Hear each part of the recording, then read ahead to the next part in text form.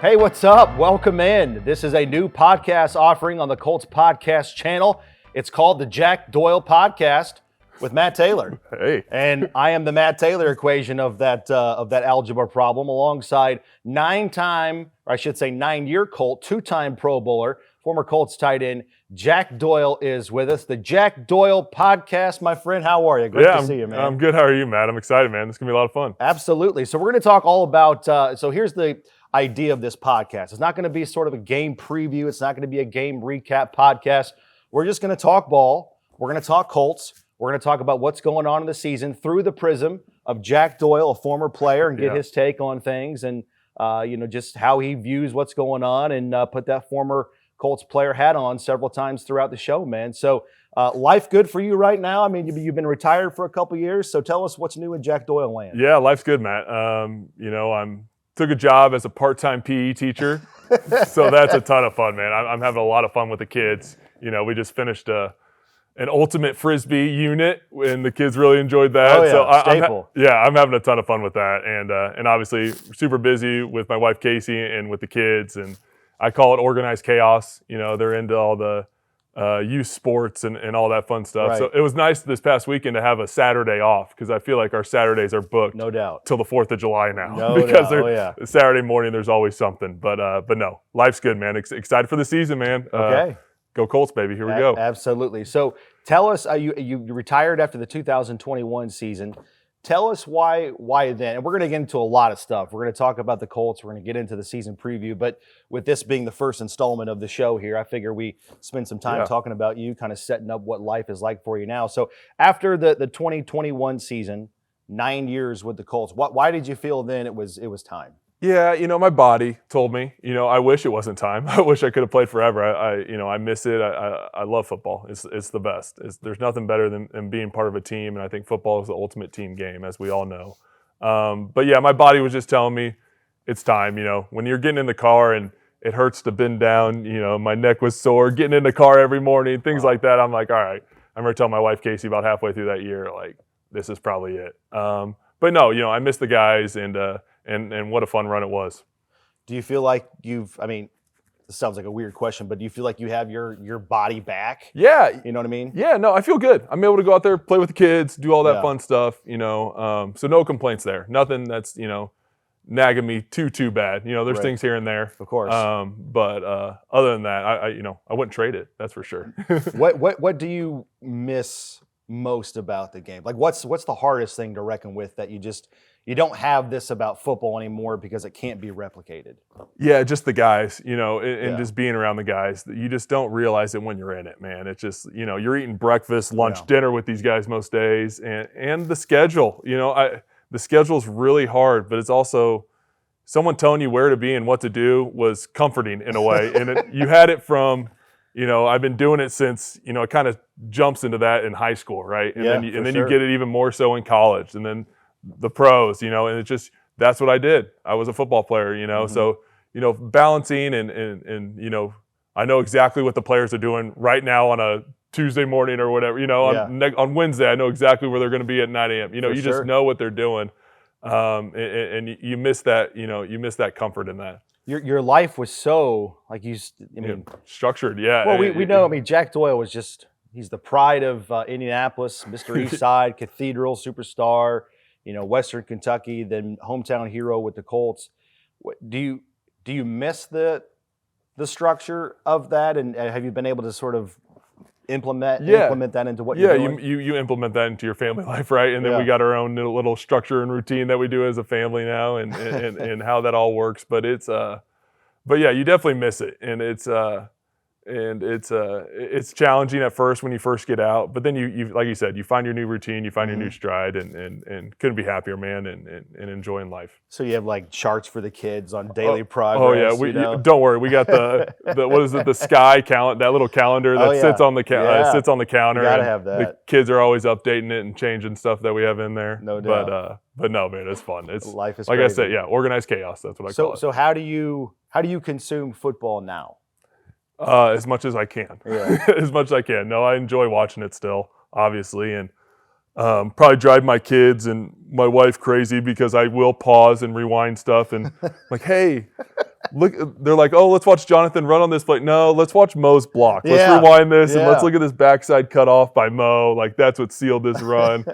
And they get it, maybe a little annoyed with me, but they also let me do it. So it's a lot of fun. Watch this reach block. Yeah, Right? it's like that. It gets to the outside shoulder. Right. It's no like contain there. It's like a negative play, but Yeah. like, oh, look at this tight end block. Like Yeah. that's what you want to do. This is why the play worked. This is why it did. Yeah. Do you have aspirations to, maybe get up the telestrator and do it professionally? Yeah, I don't know. We'll see.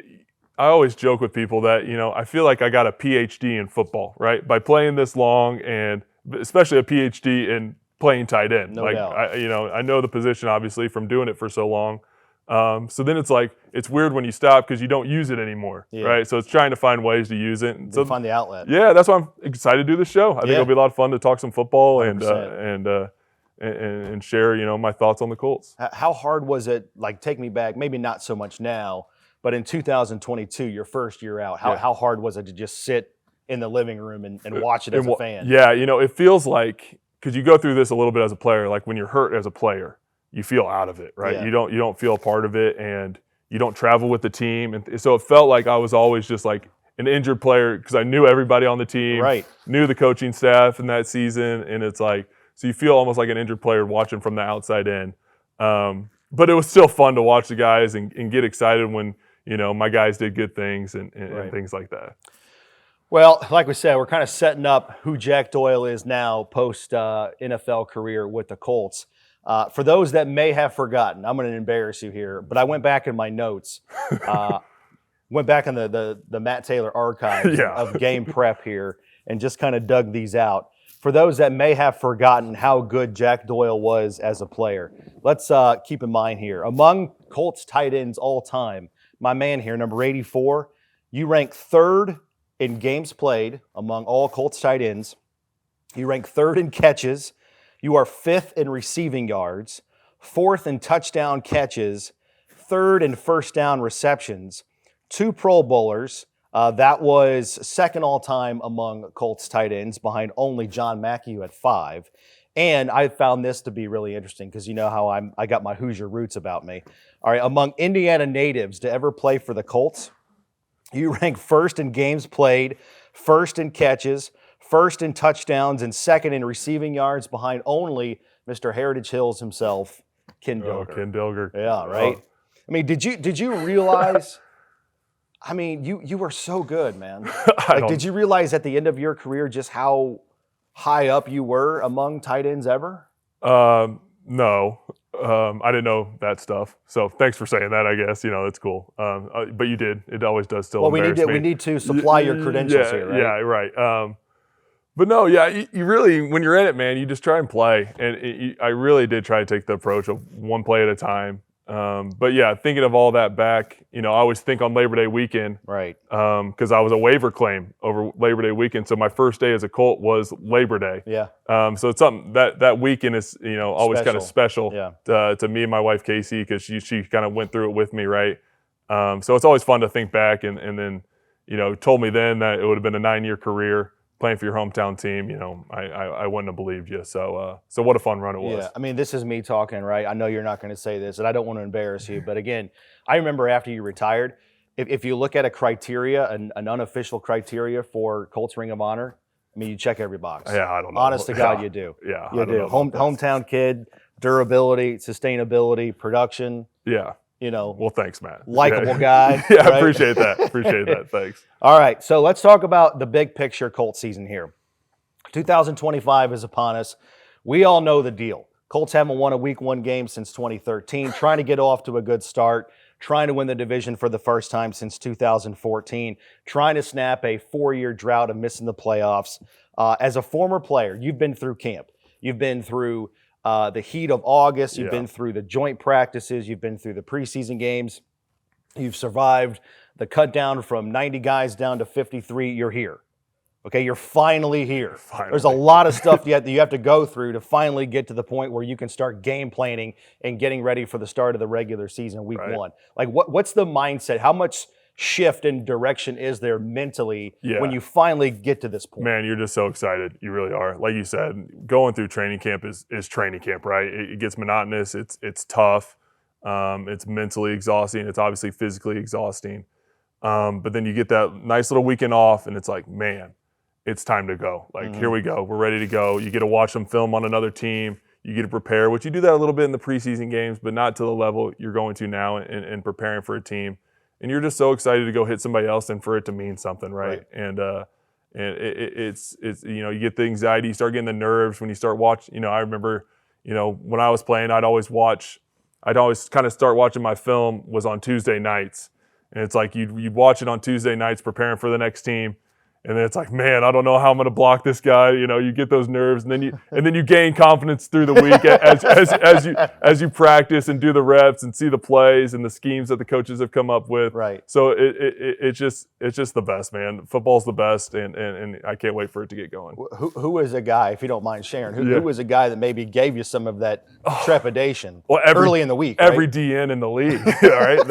They're all good, but it was always fun. I like to watch it.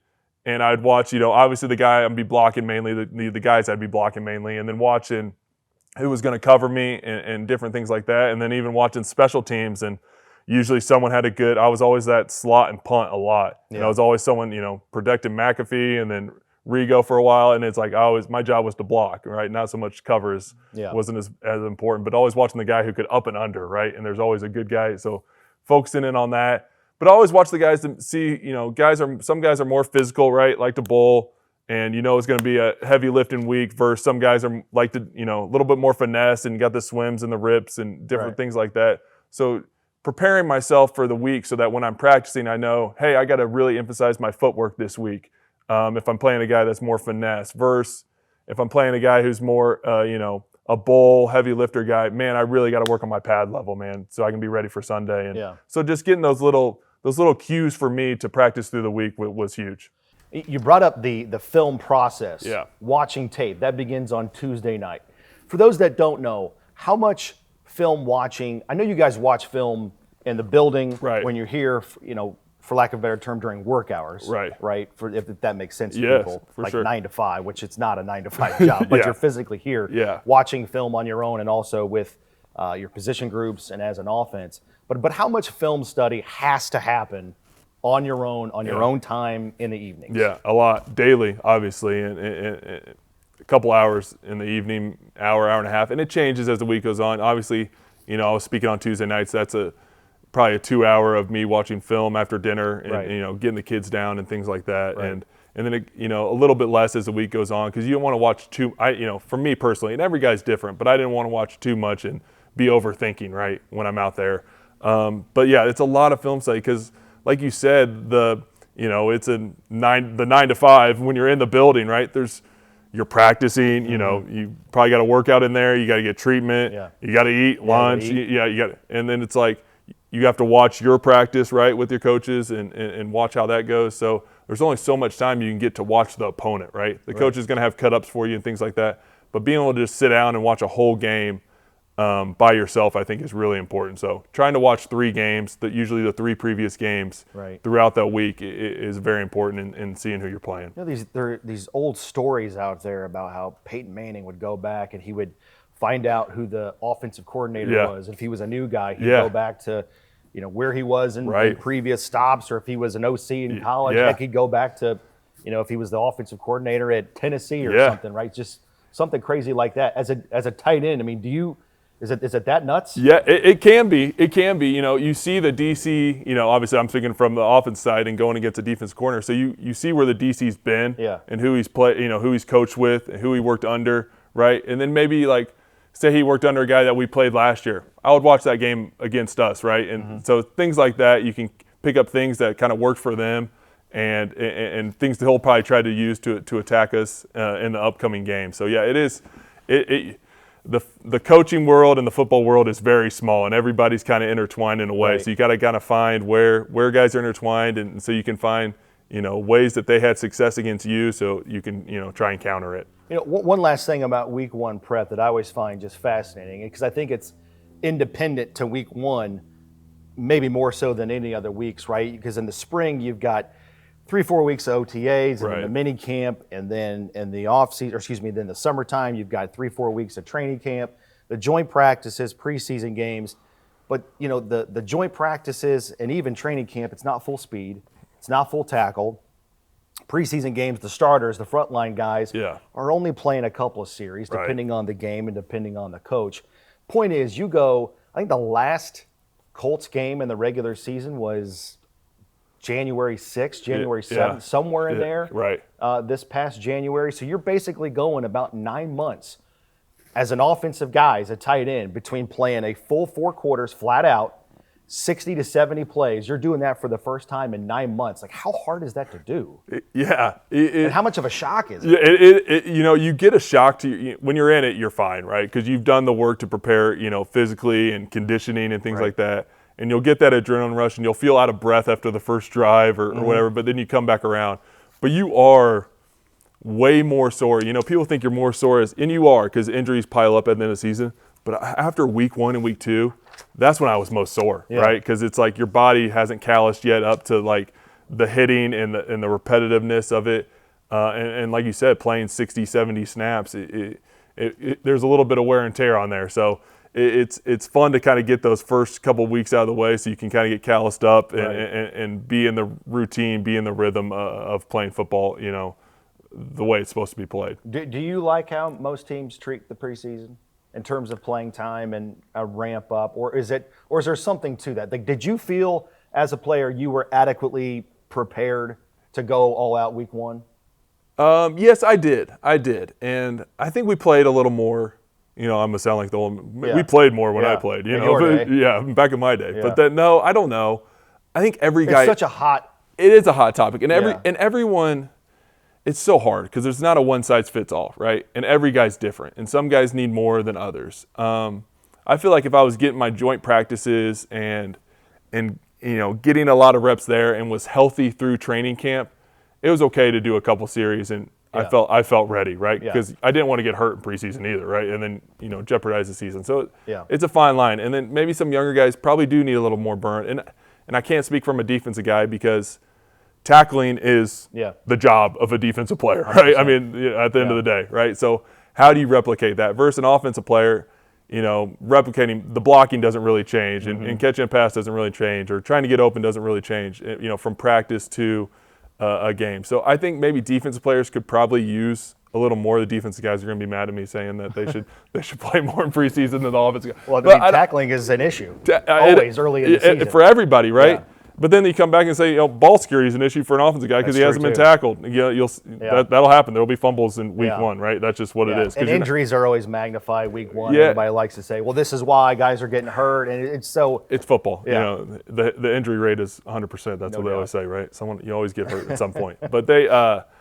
I don't know. Like I said, I think it's important for the job of the coaches and, you know, the front office to come up with a plan for each individual guy, right? And I think that's the hard part. And like I said, it's not a one-size-fits-all, and you got to talk to the player too and finding out what they kind of need and going through preseason. No doubt. Well said. All right, let's talk about this season on offense. Let's go back to your wheelhouse. We're not talking tackling here with Jack Doyle anymore. All right, Daniel Jones is going to become the 11th different quarterback to start for this team in a game since the 2019 season. In case you had forgot, my man Jack Doyle here knows a thing or two about working and preparing with quarterbacks. Here's a list of Jack Doyle quarterbacks that he worked with in your career. 12 different names. I'll let you. I said I don't know if I can name them off the top of my head. Yeah, there's 12 different guys on that list. That you went to war with. In 2013 to 2021. This is great. Any names on there that ring a bell, or like I forgot about that guy maybe a little bit? Yeah, well the Josh Freeman Ryan Lindley game. Yeah. At the end of the 15 one guy season. Was the red zone guy, right? Well, one guy was 2-minute. Yeah. And then the other guy was kind of like base plays. That's what it was. It's like Josh was the base plays, and then Lindley ran the 2-minute. And we won that game. Yeah, you did. We won that game. That was week 17. That was against the Titans. I do remember that. Season. Yeah. There you go. That's crazy. Charlie Whitehurst was always hilarious. Hilarious, man. Hilarious. So that's a fun list. Well, that just goes to show you that you know a thing or two about working with different guys and what it takes to get up to speed with a new quarterback. So walk us through the process of what the skill players on offense are going through and what they have been going through since March when Daniel Jones was signed and then went through the OTA process and really indoctrinated himself pretty well into this offense. What has Daniel Jones done to impress you, and how are all the other guys on the offense skill player-wise doing their part to make sure that he has a good start to the season? Yeah. The first way Daniel has impressed me is he's earned the respect of the guys. Talking to the guys, like, they're all in, right? I mean, all in on him, and he's earned that from his work, right? I think that's been the first thing. That's the first way to earn respect from your teammates, is to get in there and work and to know what you're doing, right? And be able to put guys in the right positions to have successful plays. And working with a new guy and trying to figure out, you just try to figure out what he likes, right? And ways you can help him, because the quarterback position is so hard and there's so much on their plate. So what can I do to kind of help you, man? And in turn, he's going to do things to help me to get open and put me in the right position. So I think that's what guys like Michael Pittman, who's played with, he's been here since, what you say, since 19. It's been how many different quarterbacks? It'll be 11. 11. So Pitt came in 20. So he's played with. He's a perfect example of a guy that's played with a bunch of different quarterbacks. Right. And just try to figure out how he likes how you come out of breaks, right? And what's that little indicator he likes to see when you're coming out of the break, right? So he knows when to let go of the ball and just seeing how he sees coverages and what he expects from you. It's just different things like that, and that all comes down to communication, right? So you got to be able to talk to the guy and not come off a certain way, right? And be able to get on the same page. Right. How about this angle though?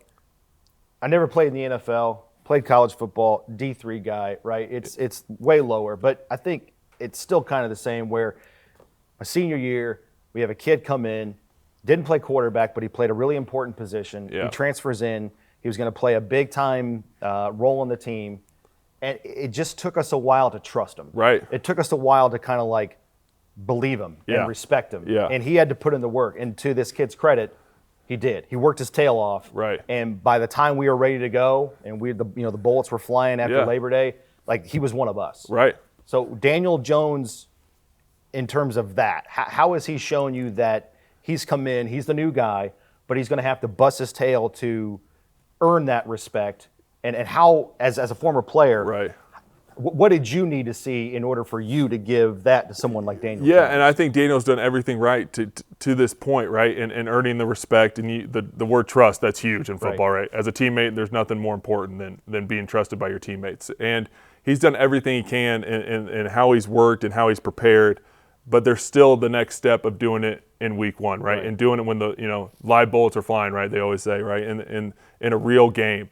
And I have full faith that's what he's going to do. He's going to earn the trust of the guys by how he plays on Sunday and getting them in the right play, and his leadership out there, all things that fall on the quarterback, right? Right. And he's going to do it with his guys, right? It's not just him out there, right? Great leaders, and Quentin are going to lead the way too, and Pitt and Jonathan on all. Speaking of guys on offense, they're going to rally around him too, and get that group to be together, right? And that's a tough team to play when you're playing together like that. This is something we've talked all off season about when it comes down to the quarterback battle and this position competition between Anthony Richardson and Daniel Jones is who can be the more consistent guy across the board.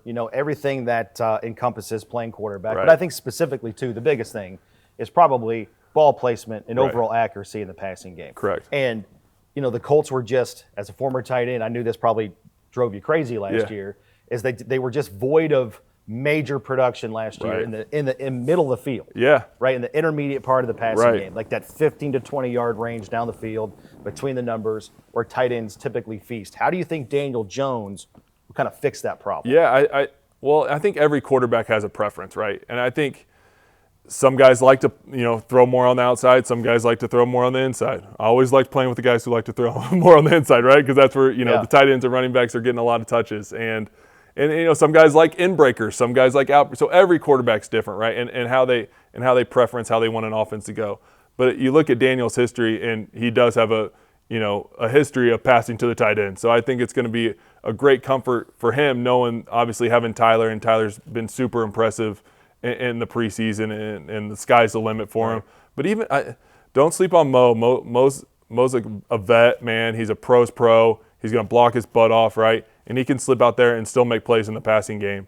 And Will Mallory, I think, does a great job. I really do. I think he can be a third down guy that can come in there and get open and do a lot of different things. And then Drew's kind of cut from the same cloth as Mo, right. and a physical guy who we can get the ball to and play action. So I think Daniel's history of throwing to the tight end in turn is going to, help the tight end position, improve those numbers, right? And I think those guys did a great job blocking last year. So you get caught up in the passing game numbers and things like that, which I get. You got to do both, but yeah, I think those guys will. I think it was a bit circumstantial in the way things kind of went last year. Right, no doubt about it. 39 catches last year Yeah. for a little bit under 500 yards collectively from the Colts tight end group. Right.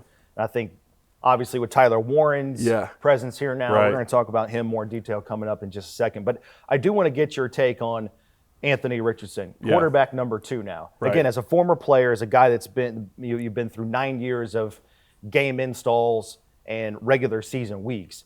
For those that don't know, the backup quarterback typically doesn't get any or much first team run with the starting offense. So, they've talked, they being Shane Steichen and Chris Ballard, like he's got to continue to improve. And he showed a lot of growth, a lot of development, but still has some ways to go. But now that he is the backup quarterback and is not going to split up those reps with the first team with Daniel Jones, how does Anthony Richardson continue to get better? I'll speak from experience on this, and a guy who was, he's one of my best friends, so it's easy to talk about. Jacoby Brissett was a guy who, he played that quarterback 2 role a lot, but also that quarterback 1 role a lot. And what Jacoby did, because he wasn't getting the first team reps, and this would be my advice to Anthony, because that's a tough pill to swallow, right? I think Anthony did a ton of things to improve, like you said, Matt, and he got beat out in the competition. That's just the reality of playing in the NFL, right? But I think if he can get those, you get guys after practice, right? You get the practice squad guys, you get the young guys, right?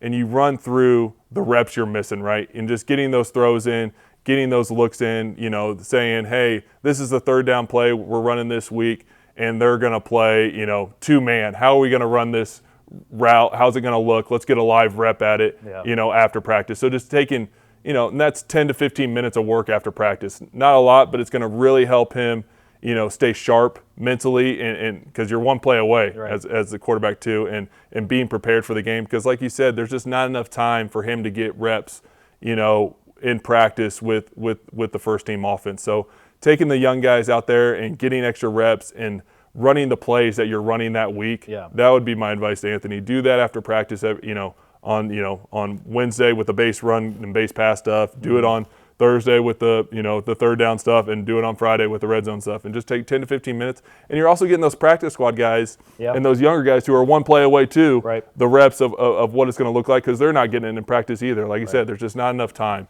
So there's ways to continue to develop and continue to improve yourself. And like I said, I think Anthony's done everything right, up to this point. And I think that's the next step he can take. And he's probably already doing it, right? But that's just what I've seen from a guy like Jacoby who handled that role like a pro. And I think that's something that could help him improve. Yeah, great perspective right there, because you're right. I mean, Jacoby Brissett was always one play away. And it's fluctuated so often up and down the roster in terms of QB1, QB2. And that's a 100% great analogy right there. All right, let's talk about what you came for. All right, let's talk about tight ends. Yeah, let's do it. All right. First of all, Tyler Warren was drafted in the first round. We all know about his credentials and the resume coming out of Penn State. Over 100 catches, led the Big Ten, led Penn State, set all kinds of records there. But he's wearing number 84. How do you feel about that? I love it, man. Yeah. That's a tight end number, baby. You're good with that? Oh, I'm good with it. I don't. It's not my number. Someone wore it before me. I think it was Tammy wore it before me, which I actually played with his brother at Western Kentucky. So that's speaking of the football small world. But no, I'm super fired up about it. I already told my kids. We got a lot of 84 jerseys at home. Let's get the duct tape out, right? Cover up that Doyle Warren on the back. Oh my gosh! No way. No, but it'll be a ton. I'm super excited. Obviously, like you said, that's what I'm here for. I'm super excited to watch Tyler play this year, and he seems like such a great. I keep saying kid, but young man, and he's just the whole package, right? And it's just I'm fired up for it. What is his biggest acclamation to the NFL, right? If you could give him one piece of advice as a rookie as it relates to all that's on his plate, playing tight end. Yeah. He's got I think he probably has more on his plate than the normal tight end because of all that he can do in versatility and lining him up different places. But what one piece of advice would you give him to help him as a rookie? Yeah, one play at a time. It sounds like cliche and simple and coach talk or whatever you want to call it, but I truly played my best ball because you can get swirling in your head as a young player, right? And thinking too much about all the different stuff. Like you said, he's probably got a lot on his plate for a rookie and the way they can move him around. And I'm sure there's Shane's got a ton of plans for how they can put him in different spots. But just playing one play at a time, right, man? Football is simple. Simplify, all the stuff that's kind of being put on you, right? And just one play at a time. And that goes to practice too. And it goes to it's one play at a time on Wednesday at practice, right? And then worry about the next play. It's coach talk, but it's real. And I feel like that's when I played my best ball is when I kept it simple and focused on that, one play at a time mentality. You just brought up something that I think is fascinating, and I think we're already starting to see it in training camp, the versatility and the creativity of the usage of Tyler Warren. At Penn State, lines up at tight end. They line him up in the slot. Yeah. They line him up at fullback. They line him up as a quarterback, as a wildcat. Of course, he was a finalist for the Paul Hornung Award, nation's most versatile player last year. He was the only college football tight end last year to line up at quarterback on 30-plus snaps in the backfield. Wow. So just how crazy do you think this could potentially be with him? Yeah, in terms of where he's like Bugs Bunny playing the Gas House Gorillas, like all over the field. You don't know where he's going to be. Yeah. But no, that's why tight end's the best, right? Right there. You can play anywhere. You get to play every part of football, right? Your best players play tight end. Yes, that's right. Because and then you can play some special teams. You can go tackle somebody too. You get to do everything. Yeah. You get to do everything. So that's why tight end's the best. I'll keep saying it on this show over and over. But but yeah, I think Shane's a brilliant offensive mind and going to use that versatility. I think it will grow as the season goes on. Yeah. I don't know if we'll maybe a wrinkle here or there in week one. Who knows? But I think those are things you can use in the red zone. It's tough to score in the red zone, right? In the NFL, it's hard. So ways we can use that versatility and getting Tyler, advantageous matchups against certain guys will be huge. Going into the draft, again, I don't want to make you feel uncomfortable, but going into the draft, Chris Ballard said before they drafted Tyler Warren, they were on the lookout for a do-it-all tight end. And he said, we haven't had one of those guys since Jack Doyle retired in 2021. Well, thanks, Chris. It's got to make you feel good, yeah, though, right? No, it's good. People still thinking about you. Yeah, no, that's good. It was a fun run, and I just tried to play football the way it's supposed to be played, and however it shook out, it shook out. So yeah, it's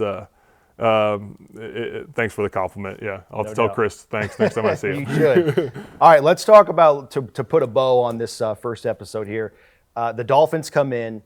They're such a different team with Tua compared to when they didn't have him last year. He missed 6 games last year. Record-wise, they weren't very good. They only scored 13 points per game last year when he was out of the lineup compared to about 25 points per game when he was in the lineup. And, Jalen Waddle and Tyreek Hill, obviously much different players. Right. They have a much different impact when they've got their starting quarterback out there. He's deadly accurate, 72% last year, led the NFL in completion percentage. So he's just one of the more deceptively good and underrated quarterbacks in the NFL. But, the story on him has obviously been concussions and injuries and things like that. But I want to talk about the global sense of this game. How much we talked about the preparation that goes into it, but you're also doing it for the first time in 9+ months. Yeah. How much more juice, how much more anxiety, how much more jitters is there involved in week one compared to any other game of the season? Yeah, it almost feels like, the juice or, like you said, the anxiety. It feels like a playoff game. It really does. That's how you feel. You get so up for it, and it's finding ways to calm yourself down and like I said, play that one play at a time mentality and not get in, get overhyped and trying to do too much and just doing your job, right, and doing the role that the team's asking you to do. And that's going to be the challenge for both teams, right, and trying to play within themselves and execute the play to the best of their ability. Colts have lost 11, or I should say have not won. because there's a difference. Have not won 11 tie in there. straight, 11 straight Week 1 games. Of course, the infamous tie in 2022, I think it was, Week 1 game against the Houston Texans. Unfortunately, you were part of 8 of those. Yeah. How sick are you of talking about this Sick stuff? and tired. You know what I mean? Sick and tired, man. It's just, I don't know. And like you said, I remember getting asked it as a player, and now I know there's no good answer. No, and I know the guys are getting asked about it this week, right? It's just one of those deals. I don't know, and it's and like you said, you just try to put that in the back of your head. Mm-hmm. A lot of the guys, they're only part of so many of those, right? Mm-hmm. So you don't think about it that way, and you just try to go out there and execute, man, and let the chips fall where they may. You always. There's always the saying, stay in the process, right? And then the results will be what the results are. So if guys can do that, if the Colts can do that, we'll find a way to get it done. Last thing, how nerve-wracking can Week 1 be?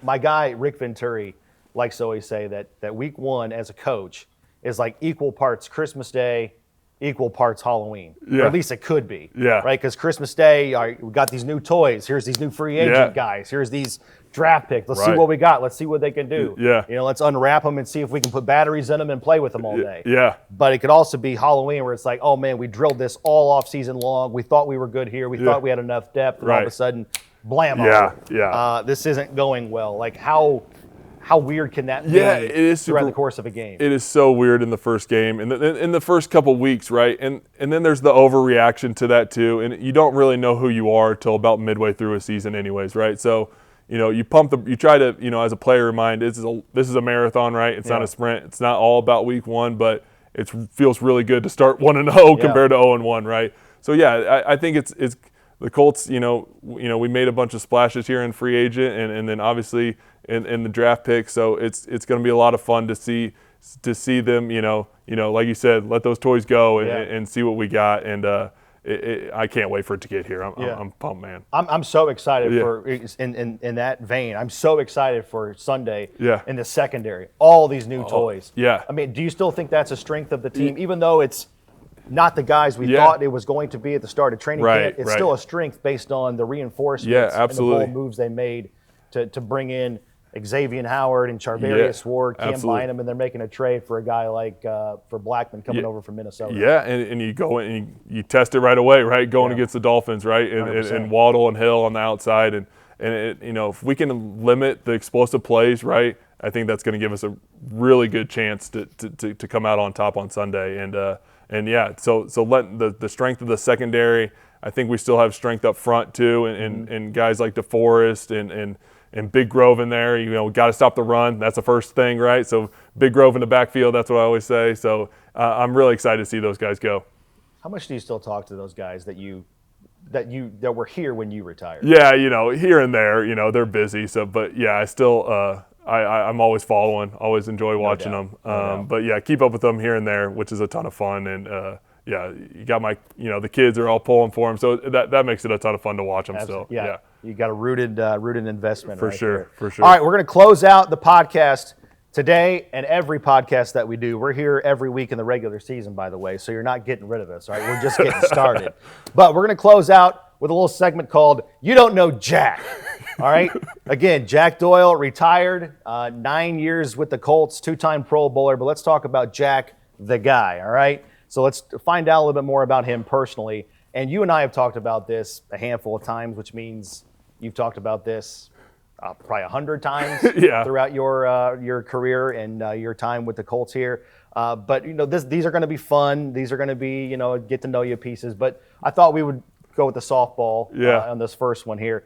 First question is, how much pride did you take being from Indianapolis? You played all your career, well, outside of a week with the Titans, with the Indianapolis Colts. Yeah. So how much did you enjoy that? And what were the challenges with it? How much balancing did you have to do between Colts career, but also family and friends that were no doubt, probably unintentionally, kind of nabbing at you a little bit, trying to get your time and your attention and tickets and things like that throughout the course of your time with the Colts? I mean, first off, what a dream come true, right?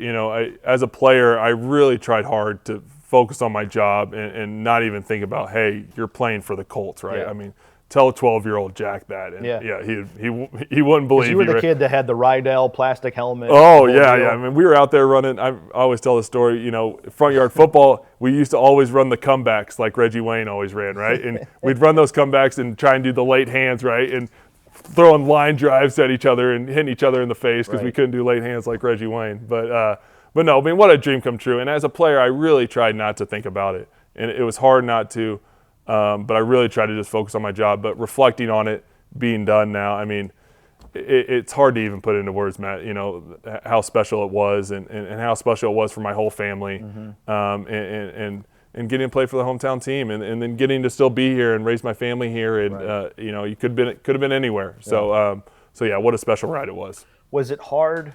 I mean, when you would hit free agency, was it hard to kind of take, because it's a business, it's a bottom line deal. You kind of forget that, right? In those specific moments anyways, right? Yeah, no, there was one, I almost hit free agency one time, would that have been after the 16 season, I think, but never officially hit it. But yeah, it was hard. Like, that's why I used Buddy Baker. I stayed out of it, right? My agent handled all that. But it was hard I didn't want to go anywhere, right? I could say that now. Exactly. I wanted to be here. That's, this is where my kids' grandparents are here, family's here. So it's like that just made too much sense. But, what a special ride it was. Wish we could have, wish we could have got a Super Bowl here and there. But, it was still a lot of fun. No doubt about it. And this was fun as well. Our inaugural podcast here with Jack Doyle.